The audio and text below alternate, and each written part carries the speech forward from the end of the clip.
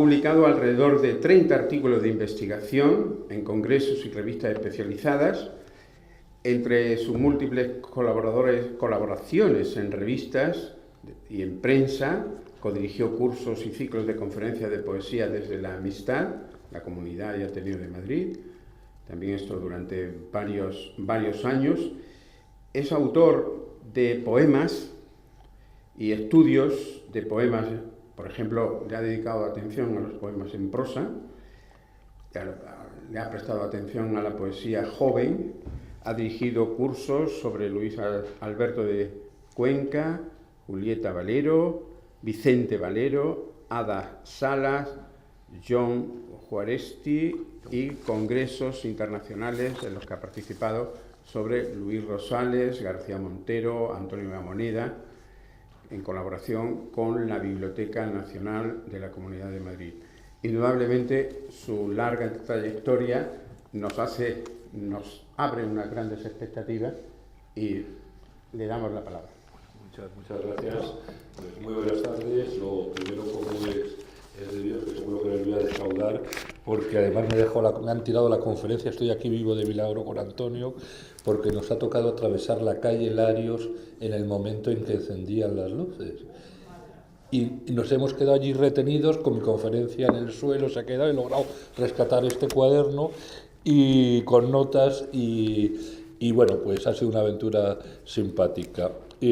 Antes de todo, después de esto, dar las gracias a la organización, decir que no soy Antonio Colinas, que era el que estaba anunciado, que soy Rafael Morales, y tampoco soy mi padre Rafael Morales Casas, sino Rafael Morales Barba, y que cuando vengo a hablar de Vicente Aleixandre, un poco también seguramente, a pesar de que he dirigido algún curso sobre él en la universidad, vengo a hablar más a través de mi propia experiencia con Vicente Aleixandre, por lo poquito que yo lo conocí, puesto que desde niño iba a su casa una vez por semana, yo creo que era los jueves, con mis padres, y luego cuando allí jugaba con el perro, con Sirio, he conocido a varios perros allí y eso, y con las gallinas, porque había una diagonal que no podía atravesar, y el primer y único recuerdo real, aparte de lo amable que era y lo elegante Vicente Aleixandre,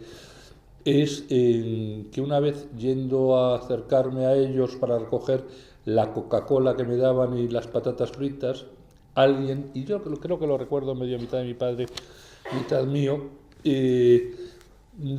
alguien le preguntó: Vicente, ¿tú eres ateo? Y dijo: no, ateas son las gallinas con las que juega Rafael, porque yo estaba ahí jugando con las gallinas con 10 o 12 años al fondo. Bueno, luego ya estuve con él una vez ya mayor, porque mi padre quiso que estuviera ya un poco más adulto con él, y fui a verle, y el día de la muerte, el triste día de la muerte, que también. Pero la experiencia real, evidentemente, es la experiencia de mi padre con él, que tras la guerra civil, muerto Miguel Hernández, es junto con José Luis Cano la persona más próxima a él y del que tengo pues al morir mi padre, una profunda documentación que seguramente a Málaga le interesará en algún momento, porque tiene las cartas las cartas de un periodo que no se tienen, que es de la amistad entre mi padre entre el año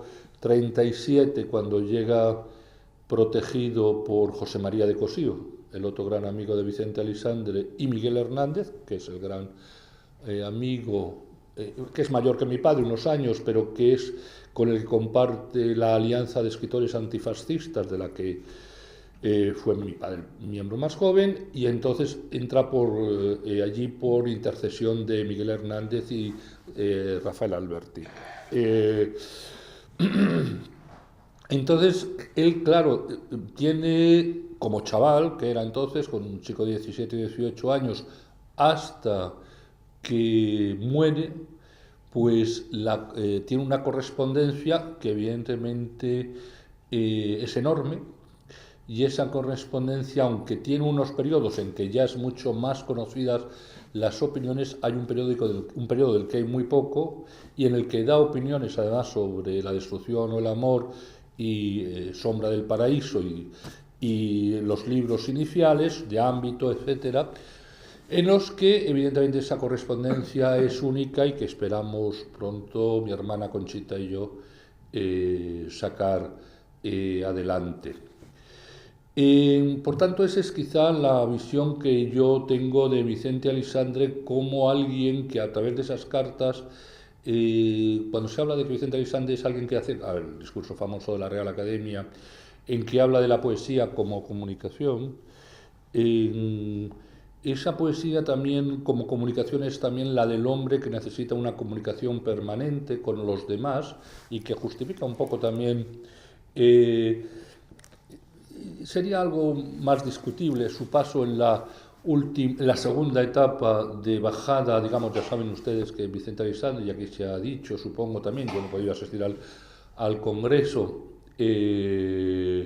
pero que pasa desde el mundo puro y más tradicional y estrófico todavía de ámbito a la poesía cosmológica, pero luego a partir del año 53-54 hay un tránsito hacia una poesía mucho más próxima al hombre, al humano, a la regeneración del hombre frente a ese superrealismo que en sentido estricto, como dice Morris, no existió en España. Pero en fin, pues ese hombre que necesita comunicación es el hombre que no solamente necesita la comunión con el vehículo como poesía y con la poesía del vehículo, sino la poesía personal. En las cartas, uno de los asuntos que más llama la atención es precisamente el tono, incluso en las más personales.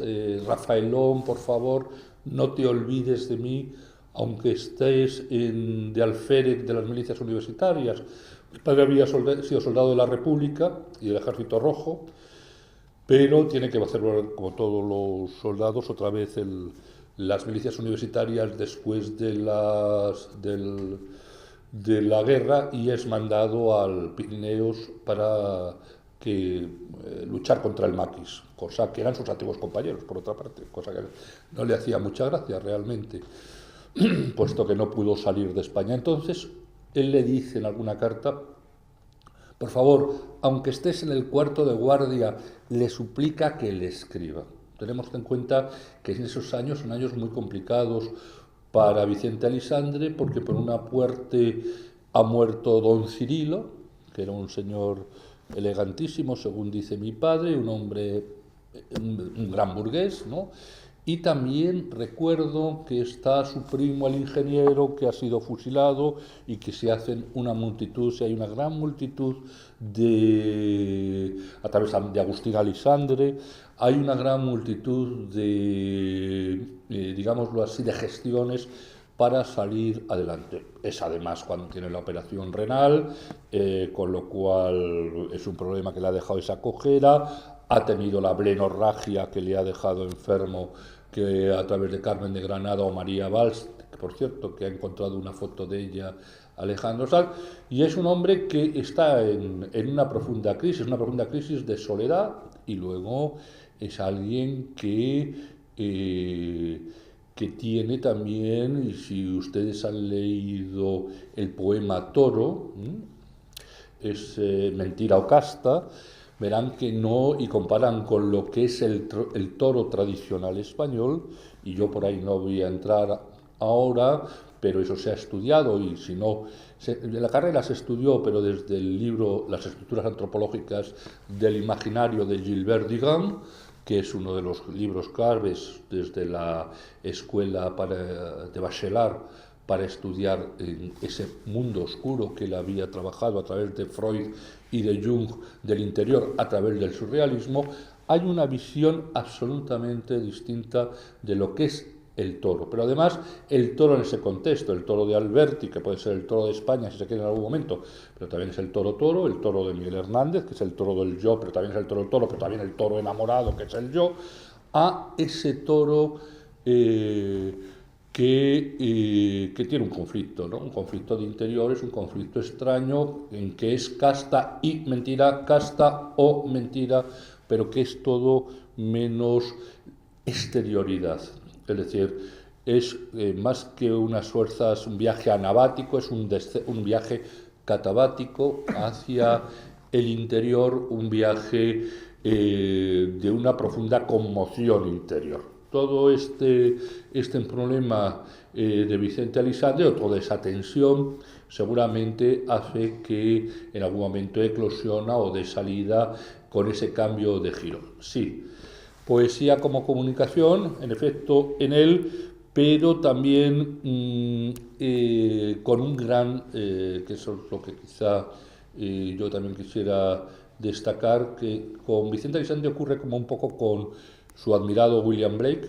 Recordamos que es uno de los pocos poetas que leen a William Blake en ese momento y que está con toda esa cosmología de animales que Blake ha introducido, y es de los pocos que es un poeta, como se decía, de Faulkner, de William Faulkner, por eso es tan gran novelista Faulkner, es alguien que no le teme a las palabras. Entonces Vicente Aleixandre es un poeta que se construye, no es un poeta nativo, un poeta de esos que rápidamente, muy joven, como Rimbaud o como Claudio Rodríguez con 17 años pueden escribir El don de la ebriedad, sino es un poeta que es producto de una construcción. Hay que tener, como lo hablábamos y recordábamos el otro día en una cena, el otro día es ayer, en una cena, que él es un gran lector de novelas, que no es un lector de poesía. Es alguien que a través de Damas Alonso, y comentábamos hoy en las Navas del Marqués, veranea con Damas Alonso, y es el lugar además donde Jaime Gil de Viedma tenía su casa, su primer hogar, que descubre a Rubén Darío a partir de ahí,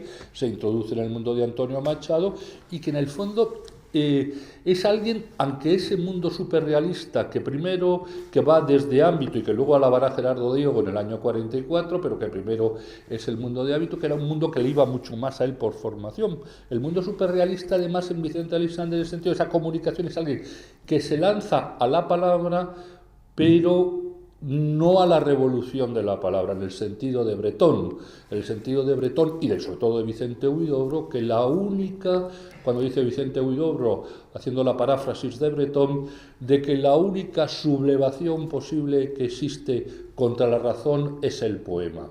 En Vicente Aleixandre esa comunicación siempre tiene un río por debajo que somete el irracionalismo a un pulso del que él siempre hace gala, y por lo cual siempre esa esa violencia rupturista, que es también política, nunca la tendrá.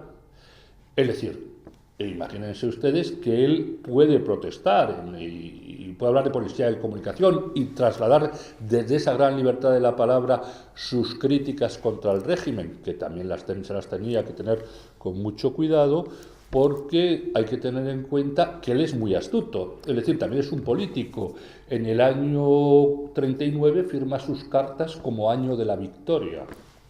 No tiene ningún problema en hacerlo, pero es que evidentemente es alguien que le han quemado la casa en el frente, que tiene muchos represaliados y tiene que disimular porque tiene un exilio interior real de un republicano, de un burgués de centro izquierda, de un liberal, que sería de izquierdas, que tiene que esconder eso. Entonces, él, claro, es una persona que tiene que vivir en una España en conflicto, primero, porque es un superrealista que realmente no es un superrealista radical. Tiene que vivir con la promoción que llega siguiente. Y aquí comentaba yo en la comida, como mi padre me contó, que una vez Gabriel Celaya, completamente borracho, entró en la casa y le empezó a decir, sí, tú eres, y todavía esa acusación yo lo he oído a algún compañero en la facultad, que no voy a decir su nombre, que quede en el olvido, porque la gente es muy injusta, sí, tú eres muy de izquierdas, pero nunca te has comprometido políticamente, no firmas, puedes firmar cartas a la censura, contra la censura, etcétera, pero no pasas a la acción. Pero claro, es que pasar a la acción en ese momento era una implicación en el año 55 de estar con el Partido Comunista, y Vicente Aleixandre, que sí está con el pueblo, que está con la gente, y está en sus poemas, en la plaza, etcétera, es muy conocido y no voy a insistir sobre ello, pero claro, él tiene una prevención, porque también es alguien que ha visto el horror, como le escribió una carta a mi padre, de iglesias saqueadas y gente que ha visto morir. Es decir, que él sabe también lo que ha visto en este bando. Entonces, claro, hay una gran prevención contra que todo lo que dice también políticamente es algo que es filtrado inmediatamente al Politburó y a las células del PC. Pero claro, la habilidad política en ese sentido, como poeta y como persona de hombre que está en un gran equilibrio, es tremenda. Porque a la vez recordábamos en la comida, o hacía recordar una cosa que me ha llamado la atención, porque he tenido solamente 4 días para revisar un poco mis viejas notas, es que Vicente Aleixandre, cuando ustedes leen Beato Sillón de Jorge Guillén, hay una frase final, un verso final que dice: el mundo está bien hecho. Cualquiera de los que tenemos más de 50 años aquí, que teníamos en la transición 20 años, la que le cayó a Jorge Guillén por decir el mundo está bien hecho. Aquello es que se le crucificó viva. Pero es que Vicente Aleixandre tiene un poema que se llama El mundo está bien hecho.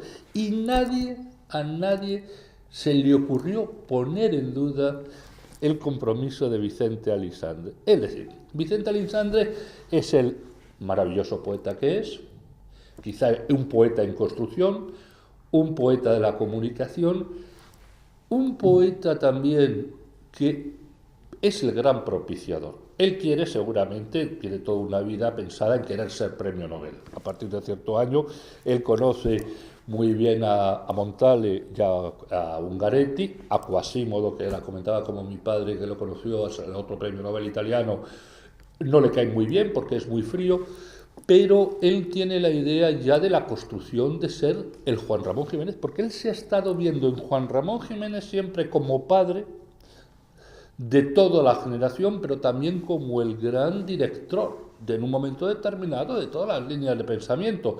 Ese es el papel que él va a coger después de la guerra, porque es el punto nexo entre el exilio interior y el exilio exterior. Además se le lee, cualquiera se lea la Domenchina, la túnica de Neso, cualquiera, eso es ilegible, etcétera, esas cosas, pero a Vicente Aleixandre, si se le lee y se le entiende, se puede volver sobre él, pero es que tiene el privilegio de haber conocido lo anterior y estar dirigiendo o llevando, además en una situación muy buena, porque ni el Opus Dei en ese momento es capaz de acabar con Ínsula. Y mira qué gestiones de Florentino Pérez en Viz en ese momento, y está José Luis Cano pidiendo ayuda. No, él ha tenido ese punto medio en que no le pueden tocar, aunque tiene sus momentos de miedo, pero es intocable.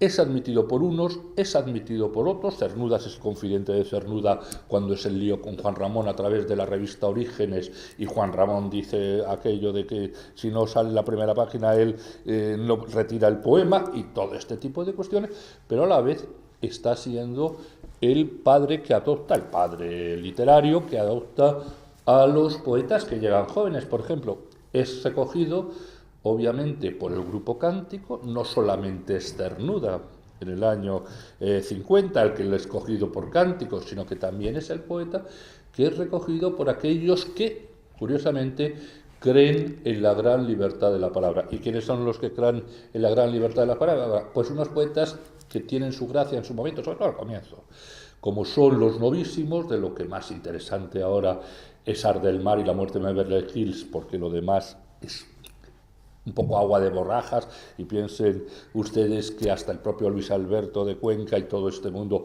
lo abandona en el año 85 con la línea clara, cuando escribe La caja de plata.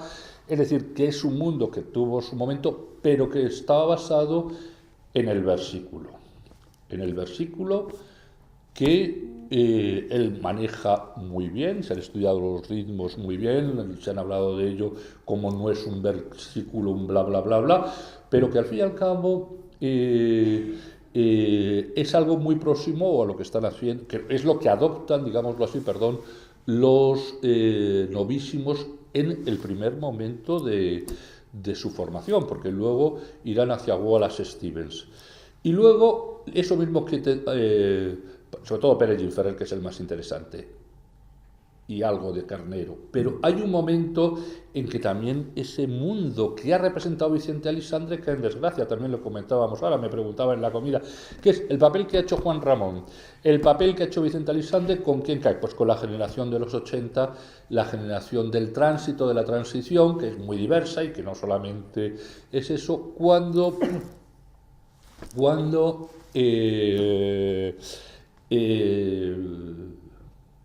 qué estaba hablando yo? Sí, la generación de la tradición, cuando Rafael Alberti llega a Madrid. Yo recuerdo que mi padre me llevó a Roma, la importancia de Alberti en ese momento, y ya con Vicente Aleixandre hay un periodo en que hay un poco de distancia, y me lleva a Roma, no sé por qué, y vamos al Trastevere, a la casa de Alberti, que tenía aquello en la calle Garibaldi 8, que era muy gracioso en la puerta. Ni se prestan libros, ni se escriben prólogos, ¿no? Era muy simpático, estaba por allí María Teresa. Y, bueno, en ese momento llega a Madrid Alberti y seguramente, dado el grado de radicalismo y de necesidad y de expectación que había con la llegada de la democracia, Vicente Aleixandre recibe el Nobel. Pero a la vez que recibe el Nobel, él también se da cuenta, yo creo que es una de las cosas, se ha visto con los poemas de la consumación y los poemas de conocimiento, etcétera, etcétera, etcétera, y esos poemas varios que hay por ahí, que es un poeta que ya está en esa fase final, y ahí es cuando se ve el otro Vicente Aleixandre, no solo el viejo, sino el poeta que en el fondo que es un melancólico, es un vitalista, humanista, un panteísta materialista, que es lo que es Aleixandre, un gran panteísta que no es cristiano ni lo puede ser, quitado los orígenes de formación, es un gran panteísta materialista y de una poesía erótica que curiosamente no tiene nombres propios, que es una poesía cuya, como decía, hay una frase muy famosa de Baudelaire en Cohetes desnudos, mi corazón al desnudo, que dice: en el futuro todo se da a la disolución del yo. Pues ese yo, la vaporización, dice Baudelaire concretamente, ese yo vaporizado aparece en esos poemas, que es también seguramente el conflicto que tiene el que fue el maestro Vicente Aleixandre. Y bueno, como decía Wittgenstein, cuando ya uno está cumplido su tiempo, lo mejor es que, después de haber salvado en la vida en la calle Larios e intentando no haberles aburrido, ya saben ustedes aquello que decía Ramón Gómez de la Serna, ¿no? Que decía que lo malo no es que la gente cuando mira el reloj, sino cuando hace así. Pues muy buenas tardes y muchas gracias. Y pasamos a presentar a Antonio Hernández, de Arcos de la Frontera, periodista, narrador, poeta, Premio Nacional de Poesía en 2014, Gran Premio del Círculo de Bellas Artes en 2008, Premio Popular de Pueblo, que recibe respectivamente de Juan Carlos I, Felipe VI, Premio Nacional de la Crítica en 1993 y 2014. Premio Rafael Alberti, Miguel Hernández, Jorge Guillén, Vicente Aleixandre, Leonor, Tiflo, Jaime Gil de Viedma, todos de poesía. Premio Andalucía del Banco Bilbao Vizcaya, Alfons el Magnanim, Accesi del Fernando Lara, Internacional Ciudad de Torremolinos de novela. En este género, sus obras, Sangre Fría y Vestida de Novia, publicadas en Alianza y Planeta respectivamente, son declaradas las mejores del año por el programa cultural de televisión Negro Blanco, premio de artículos literarios José María Pemán y Manuel Alcántara, cuarto premio Andalucía de las Letras, medalla de oro de Andalucía en 2014, es presidente de honor de la Asociación Andaluza de Escritores y Críticos Literarios, lo que quiere decir que antes ha sido presidente de esta asociación y creo que es fundador de la Asociación, repito, Andaluza de Escritores y Críticos Literarios, benefactor de Ciudad de la Poesía de Espartina, Sevilla, presidente de honor del Ateneo Científico y Literario de Puerto Real. Como escritor ha sido traducido a más de 20 idiomas y sus obras se estudian en universidades españolas y extranjeras. O sea, estamos realmente ante un clásico. Tengo que decir que he escrito bastantes cosas sobre su poesía, principalmente sobre su poesía. Y me ha indicado el camino, aunque el camino yo ya lo traía escrito. Soy previsor y lo hago sobre todo porque después me quedará para poder publicarlo en algún sitio y así cobrar el doble. Tengo que aclarar que lo de Juan III y todo eso acaeció en Almería en una, digamos, reunión también parecida a la que ahora se está celebrando, y cuando terminó mi intervención se me acercó una chica del grupo Jolie y me dijo, bueno, usted tiene muchos premios, ¿no?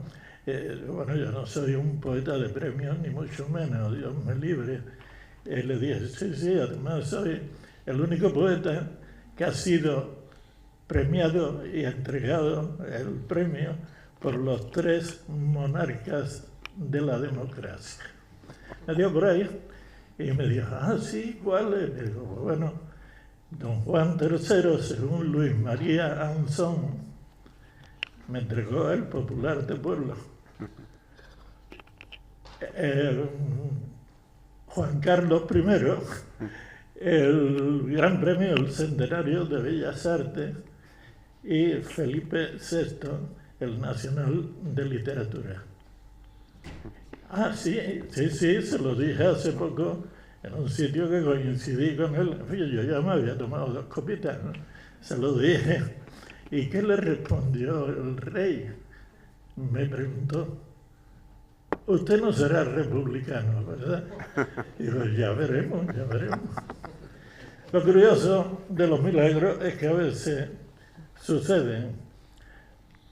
Rafael ha citado a William Blake, poeta inglés, que dijo aquello de todo poeta verdadero por fuerza se tiene que sentir de parte del demonio. Esto que en principio puede ser escandaloso, pues no lo es, y además escandaloso viniendo de William Blake, que era pastor protestante y que pertenecía a la iglesia gnóstica católica. Hay que intentar una aproximación aclaratoria de los puntos más complejos. Digamos, pues, que en tal ejercicio de sublimación y revestimiento, la poesía es el único mundo separado que existe dentro del mundo. Cuidado, que aquí puede haber peligro. Desde esa premisa, Dios no lo gobierna, y como se le ha escapado de las manos, lo castiga en la medida que puede con la ambigüedad. Y por eso de la ambigüedad ya vamos entrando en Vicente Aleixandre. Ambigüedad de la que brota la paradoja, ese encuentro de contrarios. Ojo, digo encuentro, no confrontación, que nos sitúa en un universo mágico regido por la ausencia o por el caos.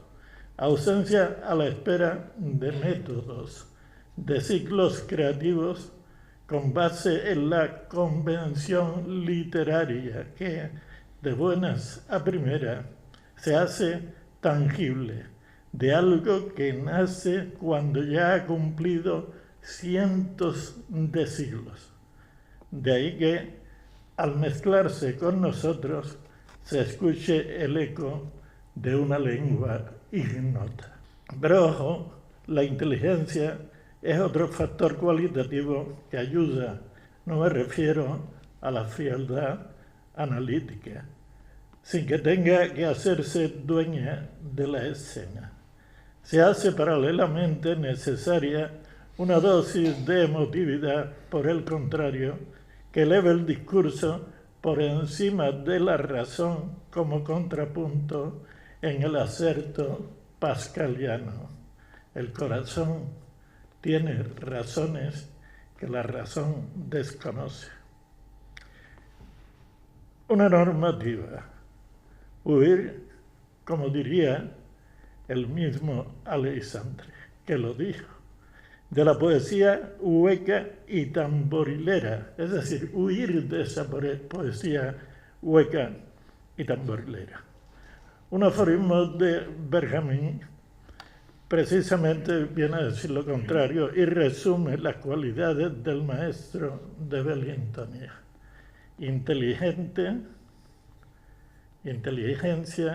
sentimiento, sensibilidad, versus intelectualismo, sentimentalismo, sensiblería. Juan Ramón Jiménez, que se adelantó a todo esto, dijo que la poesía tiene que ser sentimental, sensible y sensitiva. Y claro, todo esto apoyado en un esqueleto sólido de sustancia que conecte por los tejidos conjuntivos y elásticos con una piel envolvente a la que podemos llamar sistemas de sonidos. La comunicación sujeto-objeto debe darse en el tono que configura la personalidad. Y todo esto, junto con lo que exhaustiva y precisamente dijo Rafael, constituye básicamente la poesía de Vicente Aleixandre. En cuanto necesario, en cuestión de imprescindible, vale y no sobra nada si se cumple en la opinión del gran dramaturgo alemán Siegfried Hebel, autor de aquella obra dramática preciosa titulada Judith. Dice, en presencia de un gran poeta, se tiene la sensación de que viniesen a la luz cosas que habían permanecido hasta entonces escondidas en el caos, en la ausencia. En cuanto necesario, en cuestión de imprescindible, como he dicho, vale. Pero en fin, en la gestión del misterio también cuenta lo prosaico que se quiere prosístico. Bueno, vamos a ello. Conocí a Vicente Aleixandre en carne mortal en su casa de Wellingtonia 3, gracias a la amistad de Antonio Colinas, uno de los primeros amigos que tuve en Madrid. Mantenía con el gran poeta sevillano malagueño o viceversa. Salíamos por entonces los Antonios, Colina, López Luna y yo, con un grupo de chicas francesas que trabajaban como profesoras de idioma en la Academia Briand, y nos acompañaba una de ellas, enamorada de la poesía de don Vicente, que, obvio es decirlo, acariciaba la idea de traducir cualquier libro suyo, cuyo título ahora mismo no recuerdo, pero que supongo sería el más aproximadamente surrealista de ellos. Conte que utilizo el término con toda reserva, puesto que lo que hacía el maestro tenía poco que ver con lo onírico acentuado, con la escritura automática y el preternatal freudiano, aunque su forma de hacer dejara contable influencia la lectura de los grandes maestros del racionalismo europeo. Entiéndase también los líricos de primera fila, Rimbaud, Verlaine, Baudelaire o los alemanes, Heine, Rilke, amén de dadaístas y surrealistas franceses. Eran los tiempos de pasión de la tierra, en el que también latían los temas principales de Aleixandre, la pasión, por supuesto, el amor, la vida, sus guías de inspiración presentes en toda la obra aleixandriana, no exenta por ello de las correspondientes gotas de poesía social lejana a los estereotipos vigentes, a su manera. Pero aquella mañana encendida, y por lo dicho, solo se habló de una cosa, de una persona inmolada, Miguel Hernández. Una cosa y otra, su afecto cuasi familiar por el poeta de Orihuela, con quien tanto quiso, y mi apellido debieron marcarle la agenda, y si nos quedamos sin otros relámpagos de su magistratura, supimos, al menos yo, que la gran herida de la guerra civil no se le asestó en la trinchera, sino en la visión de un cadáver con los ojos abiertos de par en par, como su poética tras la muerte, que era metralla de una enfermedad crónica. Vicente Aleixandre amaba a Miguel Hernández. Digamos que ese es otro aspecto por el que había que entrar de la ambigüedad, pero me parece que no tenemos tiempo ni tampoco es tan importante. Ante aquella visión, en aquella reunión, pensé, seguramente presa de mi fatuidad, que yo le estaba recordando a aquel muchacho pueblerino y aún sin placear, que diría un cronista de toros. Aquel muchacho con más facultades que pericia y también con más necesidad de un piscolabi que de unos endecasílabos o alejandrinos. Y como los poetas, aparte de inefables, son adivinos menesterosos si son poetas en ciernes, y tal decía Cervantes, seres hechos de una masa dulce, correosa, suave y tierna, y amigo de holgar en casa ajena. Sacó de un minibar que no vi lo que calmaba mi estómago y mi nostalgia. Un platito de almendras y una botella de tío Pepe a la que di alcance, tan diestro como Juan de Yepes o Juan de la Cruz, como ustedes quieran, le dio a la casa alcance con su estro más humano que divino. No me extraña que Antonio Colina mostrara su asombro o dijera austeramente, como buen castellano leonés mejorado por sus años estudiantiles en Andalucía, que no recuerda, sin más palabras, y los ojos agrandados por el estupor. Yo juraría que fue así, mas si non è vero e ben trovato. En todo caso, era testigo inconvocable la chica francesa, y ya se sabe que la belleza vale más que cualquier presente alunado por la imaginación. A pesar de los buenos oficios de Colina y de la amabilidad de don Vicente Aleixandre, pongamos también su generosidad en lo que más me gustaba, el tío Pepe. No volví más por allí, pero me consta por mi compadre Claudio Rodríguez, que en paz descansa, que muchas veces le preguntó por mí. Claudio no mentía, que en paz, en fin, según por él, por ser nativo del signo Acuario, o sea, igual que yo. Parece anecdótico, pero con lo que, según él, por ser nativo de Acuario, como Colina, y también doy pie para que Colina, que no está aquí, pero lo convocamos, diga su día de nacimiento. 30 de enero, el mismo día en que nació Claudio Rodríguez. Y a lo mejor por eso, váyase a saber, son los mejores poetas de sus respectivas generaciones, aunque con relación a Colinas yo presumo de tener mejor oído. Presumo, digo, el día 27 de enero nacieron Amadeus Mozart y Antonio Hernández. Tengamos la fiesta en paz.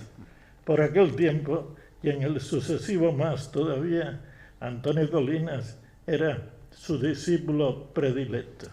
Pero uno, yo, que se había desmarcado de otros estudios más táctiles con la francesa, celebré a don Vicente como si no hubiera dejado de frecuentarlo hasta el día en que ganó el premio Nobel. Con tío Pepe, como consta en la explicación que le di a mi mujer por haber estado toda la noche de farra.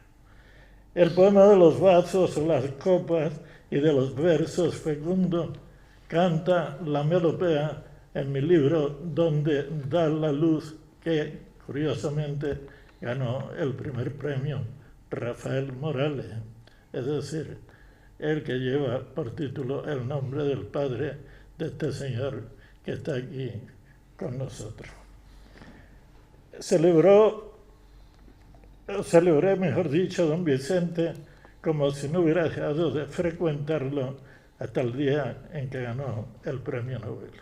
Con tío Pepe, como he dicho, el poema de los vasos o las copas y de los versos fecundos canta la melopea en mi libro, como he dicho también, Donde da la luz, bajo el título de Te quito una rosa para Vicente, y la orientación pertinente que dice mañana de la noticia de la concesión del Nobel a Aleixandre. Y el poema dice así también. Aquel hombre tenía el recuerdo marcado en claridad, los ojos como olas pastueñas sosegadas, y en ellos una serena rama del paraíso. Sombras también tenía aquel viajero sentado en el patio dichoso de su presencia, sombras del paraíso, como quien se recuerda y mira en la niñez su adiós. Lo vi aquella mañana, y esta de la que salgo apenas sosteniendo el cuerpo, pues anoche fue del vino, he sabido su nombre, recuerdo, es decir, corazón que reclama del aire sus alas, de este ramo de flores que traía para ti, por la ausencia de anoche, en desagravio, déjame que desprenda una rosa y la eche al espacio ligero, al aire de su nombre. Era un 6 de octubre de lagares y lluvias menuditas, un otoño soñoliento en el que los pájaros vuelan de este mundo caprichoso, aunque implacable, como las hojas del almanaque, al ralentí, pero sin pausa, sin prisa y sin pausa, como decía Baudelaire. No quiero